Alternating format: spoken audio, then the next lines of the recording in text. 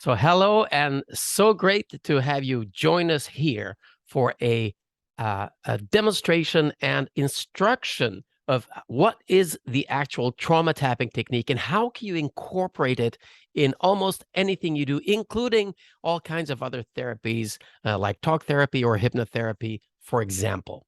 My name is Ulf Sandström, and we're here with emphasis on practice. And this is my colleague, Gunilla Hamne.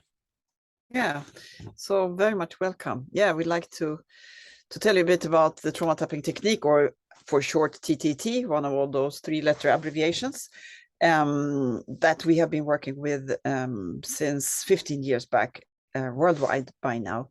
And hope you will enjoy to also know about this technique that we have found so extremely helpful. And as we've said, you can combine it with anything. So we don't say exclude that, but rather the opposite, include this TTT into what you're doing and see what happens. Probably you'll have some interesting results. Yeah, and the thing is this, you join the practices fully as we instruct you to do when we show them, and that's how you experience the change. It's not a theoretical workshop in any way. So why don't we tell you where it all started, and we'll take you through the steps that we went through and our experiences, and then we'll start tapping in just a few minutes. So here you are. This is where it all began. Yeah, and this is Dr. Carl Johnson. He's professor of psychology from the US in Virginia, the state of Virginia. And he was actually the one who wrote the first article for a peer-reviewed journal, the Journal of Clinical Psychology, this one in 2002. He had been together with some other psychologists to Kosovo after the war in the late 90s, beginning 20s in the Balkans in Europe, and teaching and treating people with this tapping technique, because there are different tapping techniques. The one we teach is called TTT, which is a very simplified version. And at that point, they used the original tapping technique that was kind of invented in the beginning of 1980s in the US, also by Dr. Roger Callahan. So they had very good results in this during the visits in Kosovo, and wrote this article. And that's where our work started, because we saw that, wow, if this really is so powerful, let's share it with the world. And that's what we have been doing since then, actually. Yeah, and Dr. Carl Johnson, he also told us, because he found that the results were actually so positive that he gave us a little warning. Don't tell people exactly how good it is, because they won't believe it. And this is actually true, because the results sometimes seem to be too good to be true. And that's because some effects of this are immediate. Like when you're dealing with trauma, for example, when you do trauma tapping, you can actually let go of a hypervigilance and it just closes down immediately, which is what is a amygdala depotentiation. We'll explain more of that later. But that effect is immediate and can be noticed directly. And it could be symptoms that have been persistent during many, many years, even decades. Yeah. So for some, I mean, you can look at this technique from many different angles. And one of the angles is this, that you can see in this photo that is also taken from Rwanda, where our work started, because we knew many people who had been living through the genocide of 1994 in Rwanda. So that's where we started to offer workshops.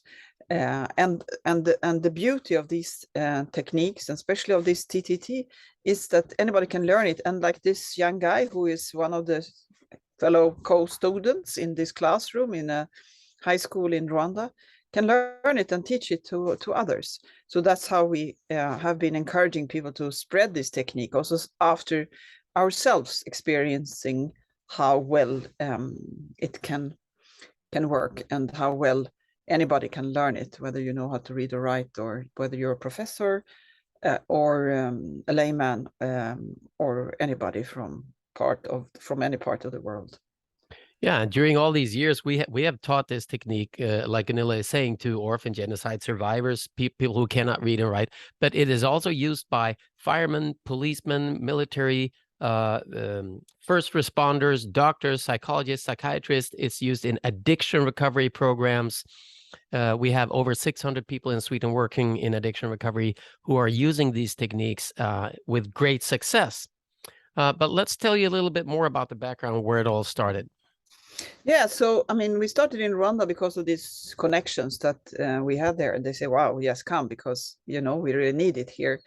And from there, after doing some workshops, some people from DRC, from the Democratic Republic of Congo, heard about it and said, "Oh, please, can't you come and work with the children in our rehabilitation center for children associated with armed groups, both because children have during many years been recruited to rebel groups as well as before to the Congolese army too, not anymore, but that was it. And when liberated, they had so many symptoms, not sleeping at night, nightmares, peeing in the bed during nighttime, having anger outbursts, or being depressed, these different ways that trauma can show, going inwards or outwards with aggressivity or more of depressive symptoms.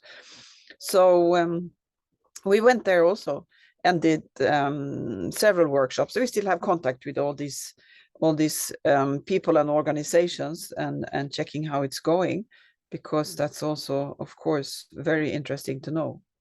And as you can see in the image, they're playing drums and they're singing, and this is not separate from the actual treatment, because what we have been doing is we have been integrating. The technique can be done in silence. You can do it for yourself.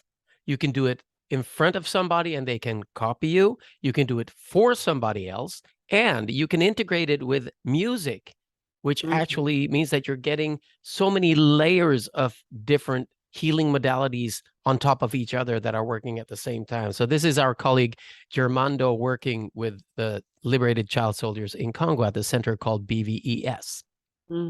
Yeah, and he has done also several songs, Germando, about TTT, and together with kids he's been working with both in Congo, and now he's actually working in Nigeria. So this has been very good.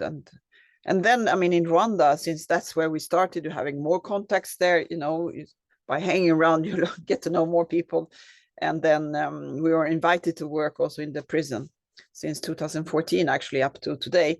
We have been doing workshops. And when I say we, it is mainly our Rwandese colleagues, because we always work with the people from the place who already have confidence with the population or the community that are the ones who have asked for a training. So in the prisons in 2014, many were still perpetrators of the genocide, but now it has been changing, and during the years, and now it's like only 15% who are still in jail, and then others have come, and they love tapping. Actually, I mean, I cannot say anything else, but they love tapping because you can heal things without telling, because we use this tapping, this psychosensory technique, using tapping points on your body, while activating the mind on whatever bothers you. And at the same time, you don't have to tell what it is, because nobody needs to know. I mean, it's no problem telling, but you don't have to tell. And then, of course, with things that have, you carry the feeling of guilt and shame, of course, after the things happen in the genocide, still you can heal without telling everybody everything you did. And then some want to tell then, because they feel, as one of these guys in the pictures, he said, "Yeah, Gunilla, I don't know if this technique is good or bad, but it makes my heart soft, and I want to speak to those I hurted during the genocide," which is, of course, fantastic. So that is something that really affects the whole person. And we've been working a lot with large groups, so it not having to reveal what it is, being able to work without actual talking out loud about what is bothering you, just connecting inside, means we can work with really large groups of people. And it's well known that a group working with something actually often achieves better results than working one-on-one, because there's also this healing modality or dimension of doing something together, getting the village healing modality. So it really is something that we recommend, and it has been used. There is a There is a movie on Discovery that is coming out again, I think now, which is called Jailhouse Redemption, about a prison in Richmond that has been using the trauma tapping technique with inmates. And what it does, it allows you to give a tool to your beneficiary that they can use for themselves when they are triggered, when they need it. And that is one of the big powers of it. And also everybody who learns this becomes a possible helper or healer, if you want to call it that, because they're able to help somebody else. And that's incredibly empowering. Yeah, and these are one of some of the other reasons that we are so engaged in sharing specifically tapping, because both of us work with other techniques also. Ulf is since many years also hypnotherapist.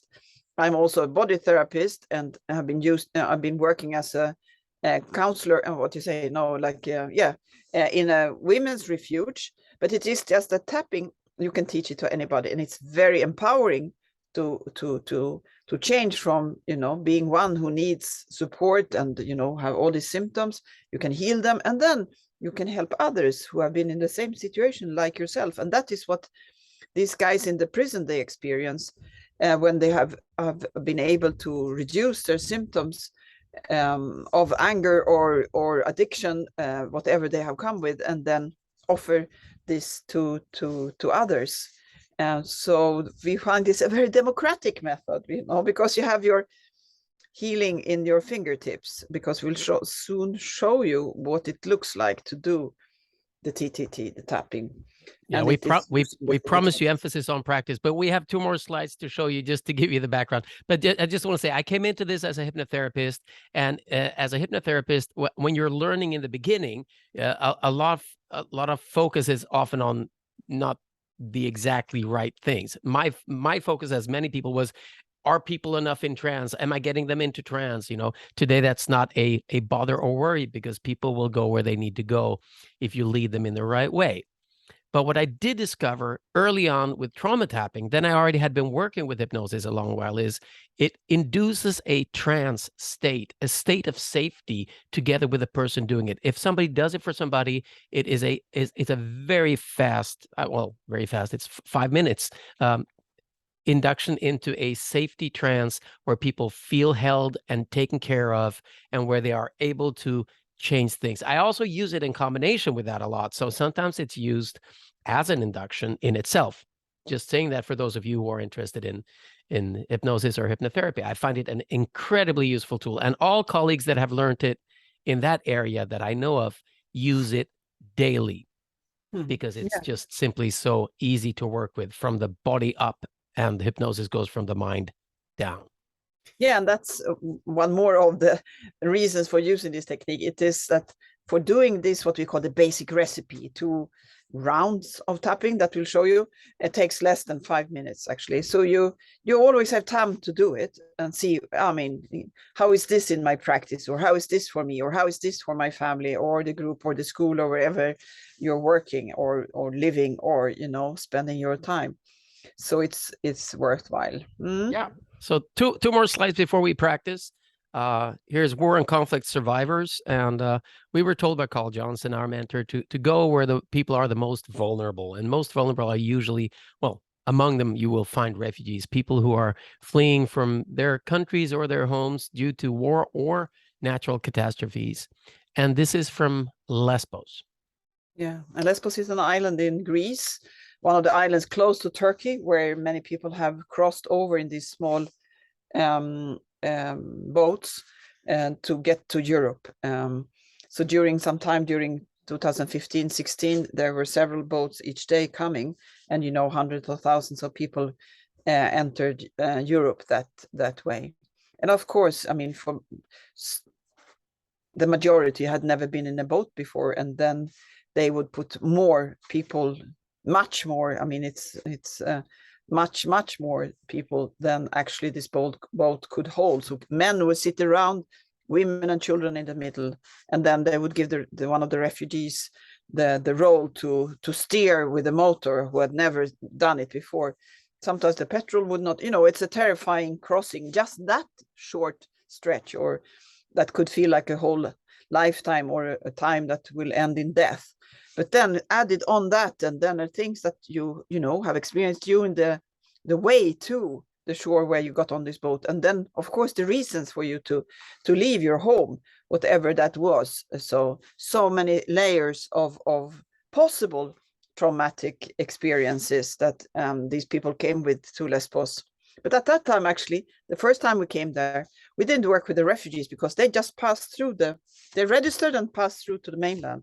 But then we actually were asked to work with the volunteers, which can sound a bit strange. And now why not work with the refugees? But the refugees, you know, when you're still on your run, you need your high energy. You need to, you know, be alert because you still have a way to go, and you're not supposed to settle down there. But these volunteers, some of them had no experience of humanitarian work and got so stressed that they started yelling at the refugees, and, you know, even being in competition with the others, almost hitting others on the shore, because everybody wanted to show, I do good.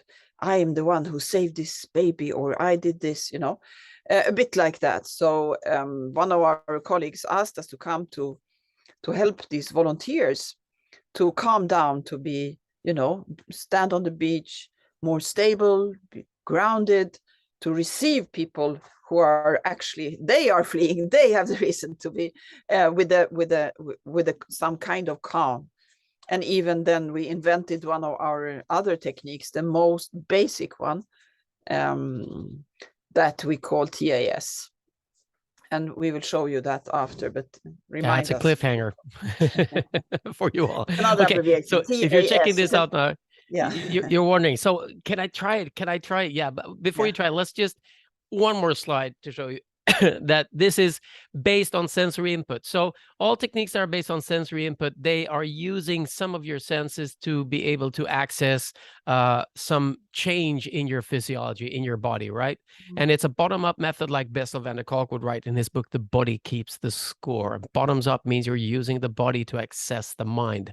And sensory input means that you're actually using, in this case, touch in some form or way,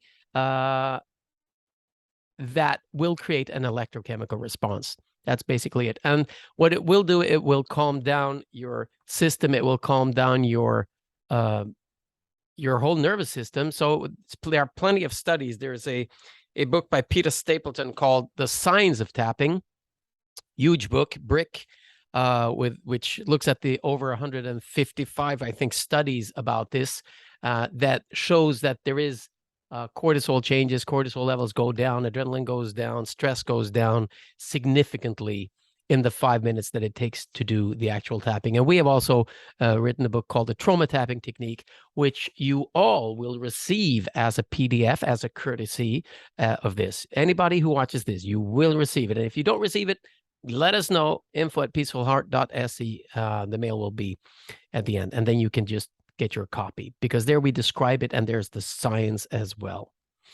Having said that, I think we're coming to the point, Gunilla, where tension is built up and we're all very curious. How do we do this trauma tapping with emphasis on practice? Emphasis on practice, which we love, because emphasis on practice is what really matters. It is to have this experience of what does this technique do with me? Because everything you do with the body will affect the mind, just vice versa. But the body is very strong. It's in your body where symptoms of stress, you know, you start breathing, you have heart palpitation, you start sweating, you have the stomach problem or stomach ache, you know, you might need to go to the bathroom very fast, you know, you start sweating, your voice, I mean, the whole body shows that things are stressed inside. And that can come, of course, of many different reasons. And with trauma, which is post-stress, I mean, it's stress you have for something that happened, will show more or less the same symptoms, just that they stay, which is not very good for your system. It can even be harmful and develop somatic into somatization. I mean, that you get really chronic problems in your body and the mind. So to do this technique, and we say that, I mean, this trauma tapping technique, it is called that because we have focused on trauma to use this tapping technique. So you can use it for any kind of stress, And we have specifically shared it with people who definitely have symptoms of trauma, because many of them also, that was our mentor Carl Johnson said, do specialize on trauma, because many traumatized persons go without help because people don't know how to help them. And talk therapy is very difficult to assist somebody, because the part of your brain, the prefrontal cortex, which is, you know, the executive part, or the part of your brain that helps you to take decisions, think logically, is more or less offline when you're traumatized, which makes it very difficult to cognitively get to resolve the symptoms of trauma. So let's go for the practice, and through practicing you will find out. So here in this image that you see, it is the points that we use. They are trigger points on the nervous system. They also correlate with acupuncture points, so they often called acupoints, and they all have their role in this, you know, but it doesn't matter really if you forget one of them points, but we know that these points work. So if you just sit up now, so we do this together, you have your spine comfortably erect, so that your nerves can, you know, freely help your lungs, your stomach, your, you know, and your posture. So you don't sit like this in a sofa or so, but you sit with your spine comfortably erect. And then if you like, you close your eyes for a while, but you can also have them open. But close your eyes and look for something that bothers you. Don't open the Pandora's box, as we call it, the big box with all the problems or all the demons, but just take something that stresses you. But you have to feel the effect of it. I mean, so connect to that feeling. You do that, you find it somewhere. You can also check where in your body that it feels when you think about that, because often it gives a feeling in your head, in your chest, or in your stomach, because that's our three emotional centers that give these kind of signals. And then you can give it a number. So that is called then subjective units of distress. I'm sure many of you are very familiar to this, SUD, which is from 0, neutral, and 10, which is very much uncomfortable feeling in your body when you're thinking of this. So you grade this between 0 and 10. You find a number, and you just put that number somewhere on a shelf inside your mind. And then if you're sitting in a group and watching each other doing this, what you can do is you can just hold up your fingers and, you know, with a number, so that you all get an idea where everybody is. It's a way of keeping, you know, check and just knowing where people are in the group. That's fine. Sure. And then you open your eyes, and then we start doing the tapping. And then you start, I often say to you to remember, because we do it on both sides, you can start with your dominant hand, and then you tap on this first point, which is on the side of your hand, which is called the karate chop. And we do this with 2 or 3 fingers, firmly and a bit precise, not a bit precise, precise. Here, 10 to 15 times. Okay. And then from there, you go up here. So you take your thumbs on your temples and you do like a massage for this part of the brain that is not very active when we have this stress reaction. Okay.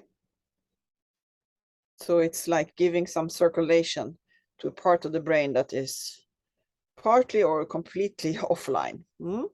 That's good. And you even, you know, get some of that stimulation just to open the mind, feeling of opening the mind. And then you take 2 or 3 fingers and you tap above your nose, just where the eyebrows meet.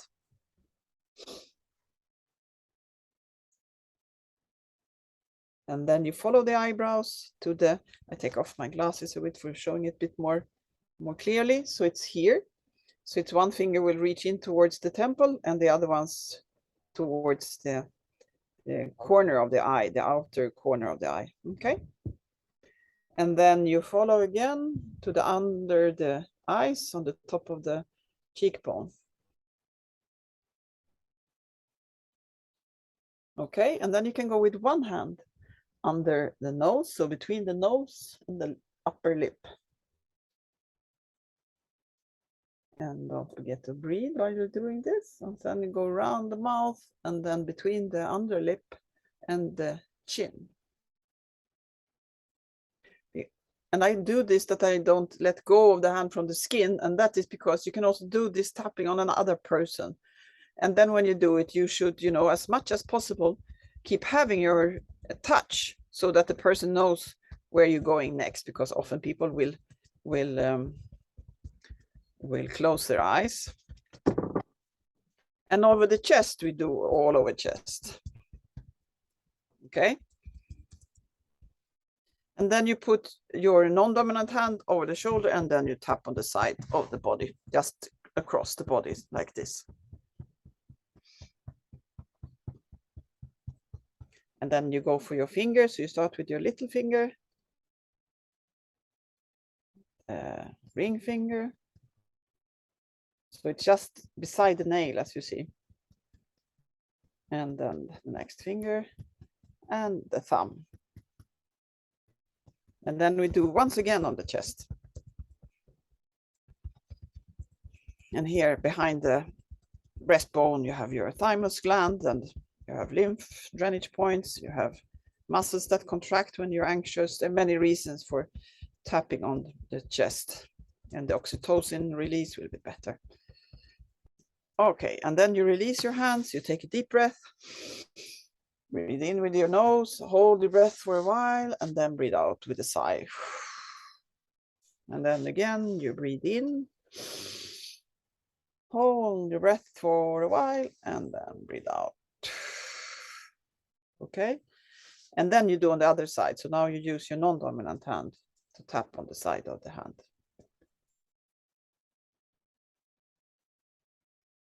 I see. Okay, and then you do this. Massage, you tap here. Not down here.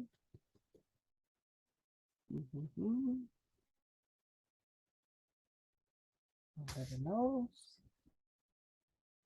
On the mouth. Of the chest. Under the arm. And on the fingers. You see, it's very simple. It's just tapping on these points 10 to 15 times. And we have several materials that you can look at and follow videos. Okay, so now we finished 2 rounds. That's the basic recipe. You take down your hands and then you breathe in again. Breathe in and then breathe out. And then again, breathe in and then breathe out. And then you can just close your eyes. You check how you feel now, where in the body, how that feels different now, the feeling you found before. And when you have checked in, you also look for that number and see how did it change. And that is it. And then if you like, if you, as Ulf said, have a group, you can again hold up your fingers, the number you have reached. Or you just keep it to yourself. Great. That's TTT, trauma tapping technique. Trauma tapping technique, and you can use it as a treatment. You can use it as emotional first aid for a panic attack or anxiety. You can use it to create daily resilience by doing it daily. You can use it to get better sleep by doing it before you go asleep. We'll send you links to materials that you can find. There is an app called Self-Help for Trauma for iPhone and Android with an instruction movie. And like we said, all our materials are free and there for you to use. And if you want to contact us, that's fine. info@peacefulheart.se. Thank you so much. Thank We you so hope to much, see and you bye-bye hear from you Sweden. sometime It's in the getting a future. bit chilly up here. Enjoy yourself and stay in touch, whatever Yeah, happens. do that. And keep tapping. Try it. Find peace and pass it on.